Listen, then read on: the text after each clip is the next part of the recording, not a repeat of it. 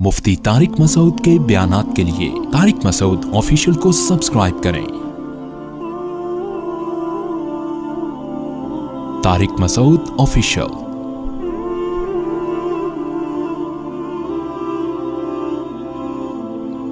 انسان بڑا تکبر کرتا ہے جب وہ صحت کی حالت میں ہو، معاشی ترقی ہو، پیٹ اس کا بھرا ہوا ہو،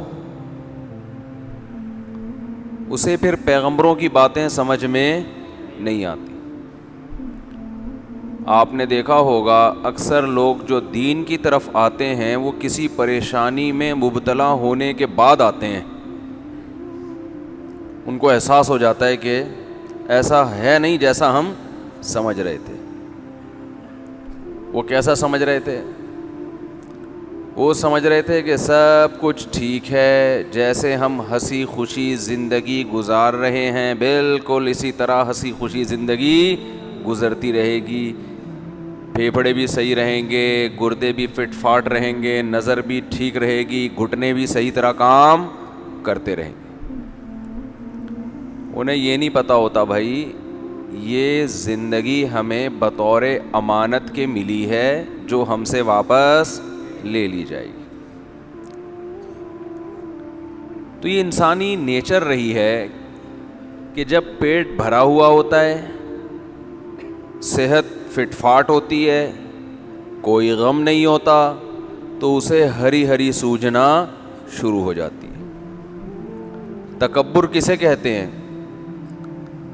انسان حق کو دھکیل دے، پیچھے پھینک دے۔ کس بیس پر؟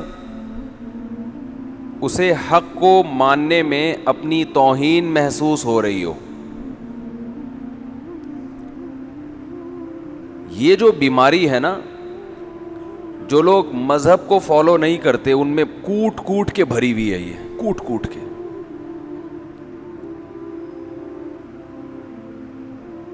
آپ دیکھیں شروع سے ایسا ہی ہے۔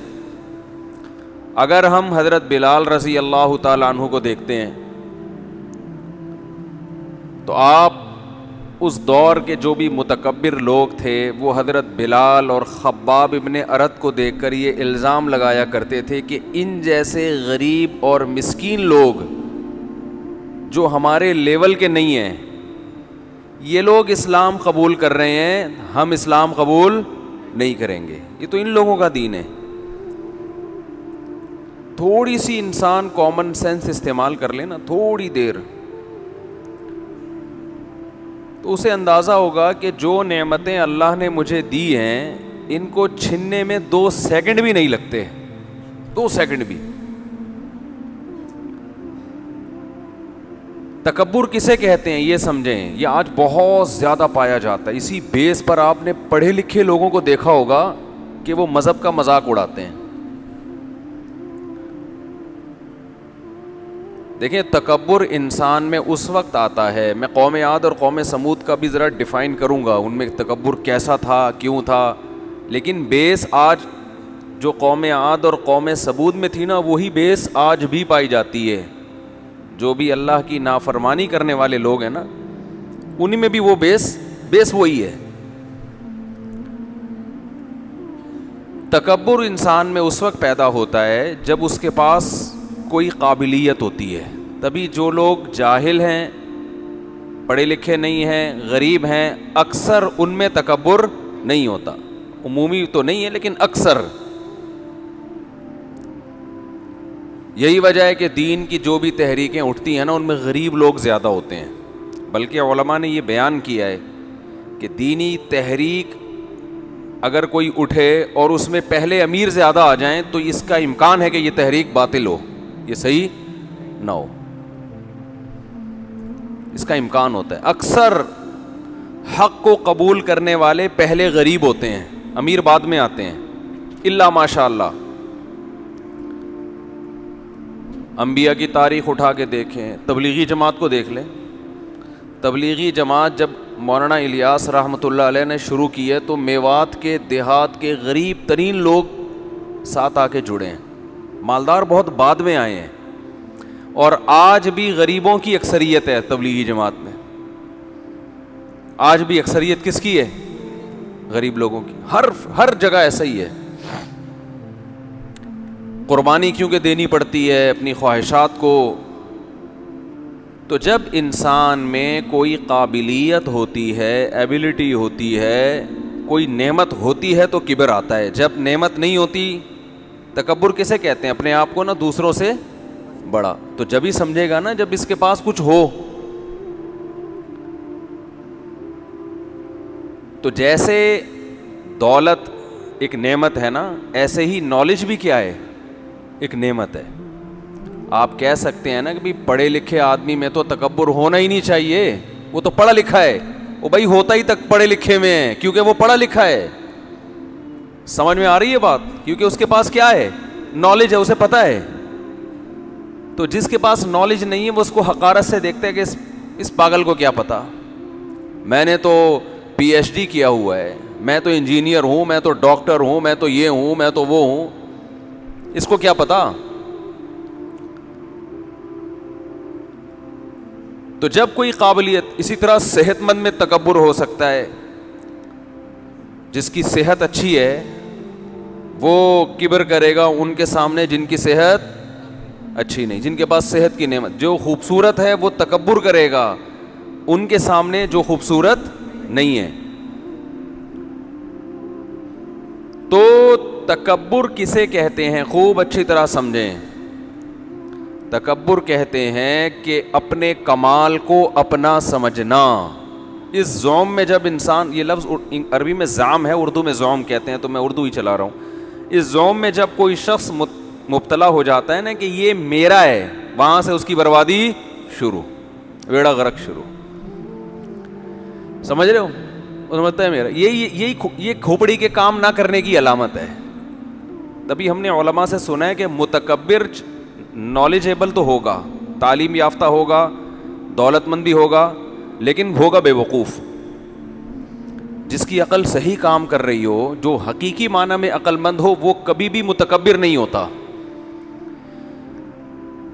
کیونکہ اس کو یہ بات پتہ ہوتی ہے کہ یہ کچھ بھی میرا نہیں ہے، میں ہی اپنا نہیں ہوں. مجھے یہ باڈی خدا کی طرف سے گفٹ ملی ہے، ہر چیز اللہ کا گفٹ ہے.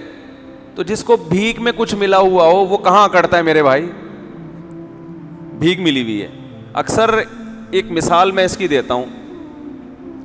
تکبر کا علاج بھی یہی ہے. یہ مثال سوچا کریں، اس سے انشاءاللہ تکبر بھی ختم ہوگا. کہ ایک فقیر تھا، غریب مسکین، دھتکارا ہوا ہر در سے. وہ چلا گیا کسی سیٹھ کے دروازے پہ، نوک کیا اس نے. سیٹھ صاحب نے دیکھا کہ بھائی دھوتی بنیان میں، بنیان بھی پھٹا ہوا اور سڑی ہوئی دھوتی، میلی دھوتی، گندی دھوتی، ازار تہبند، اور پھٹا پرانا کہیں سے لنڈے کا، وہ بھی پھٹا پرانا بنیان پہن کے، غریب مسکین، چہرے سے غربت جھلک رہی ہے. اس نے جناب آپ سیٹھ ہیں، آپ کا دروازہ نوک کیا. اس نے، آپ نے دروازہ کھولا. ہاں جی کیا مسئلہ ہے؟ صاحب اللہ کے نام پہ کچھ دے دو. آپ اس دن فارم میں آئے ہوئے تھے، جوش، جو کہ ہوتا نہیں ہے عام طور پہ مسلمان کے ساتھ آج کل. پہلے ایسا ہوتا تھا فارم میں آیا بندہ اٹھا کے یہ پوری گڈی پکڑا دی نا. آج کل ایسا مارکیٹ میں چل نہیں رہا. غصے میں چھین تو لیتا ہے، دیتا ویتا غصے میں نہیں، غصے میں پورا چیک کاٹ کے دے دیا. پہلے ایسا ہوتا تھا سخاوت میں نا. بھئی آج تو صاحب یہ ہے، حدیث سے ثابت ہے. حضرت حمزہ رضی اللہ تعالی عنہ، تو ان سے وہاں عرب عورتوں نے کہا، انہی کے رشتہ دار عورتیں تھیں کہ اے حمزہ، کچھ شاعری کی نا کہ یہ اونٹ آپ کا پلا پلایا کھڑا ہوا ہے اور ہمیں بھوک لگ رہی ہے، ہم بھوکے ہیں. تو اس طرح کا مفہوم ہے اس کا. مجھے پورے اشعار تو یاد نہیں، ابھی الفاظ یاد نہیں پورے. تو آپ کی سخاوت کو گویا یہ چیلنج ہے. جیسے ہم کسی کے گھر جائیں، بکرا پلا پلایا 2 دانت کا، اور ہم کہیں یار یہ بکرا بندھا ہوا ہے، مہمان گھوم رہے ہیں یار، یہ کیا ہو. تو آج کسی میزبان کو غصہ آئے گا؟ غصہ آیا بے نہیں یہ کاٹ کے اور چلو بھائی ذبح کیا، یہ لے، نہ وہ پھر بھی کاٹے گا مرغی. تو حضرت حمزہ رضی اللہ تعالیٰ عنہ نے کیا کیا؟ اس زمانے میں شراب اس وقت تک حرام نہیں ہوئی تھی, تو بعض حضرات پیتے تھے کیونکہ اسلام نے پابندی نہیں لگائی تھی, تو زمانہ جاہلیت سے چلی آ رہی تھی. تو یہ کہنا کوئی حضرت حمزہ کی توہین نہیں ہے, کیونکہ لیگل تھی اس وقت, حرام ہوئی نہیں تھی. تو حضرت حمزہ نے بھی اسی طرح نشے کی حالت میں تھے وہ. تو جب عرب عورتوں نے ان سے کہا کہ ان کی ہی چچا زاد پھوپھی زاد وغیرہ, انہوں نے کہا کہ یہ آپ کی سخاوت کو چیلنج ہے. اچھا وہ اونٹ تھا حضرت علی کا, وہ حضرت حمزہ کا تھا نہیں. اور غالباً حدیث کے الفاظ یہ بھی ہیں کہ حضرت علی نے ولیمے کے لیے وہ رکھا ہوا تھا کہ اپنا ولیمہ میں اس سے کروں گا.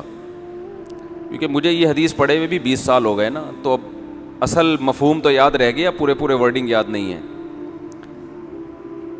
تو حضرت حمزہ رضی اللہ تعالیٰ عنہ کو جب عورتوں نے یہ چیلنج کیا نا کہ آپ کی سخاوت, تو وہ ایک دم وہ بھول گئے کہ یہ میرا اونٹ نہیں ہے.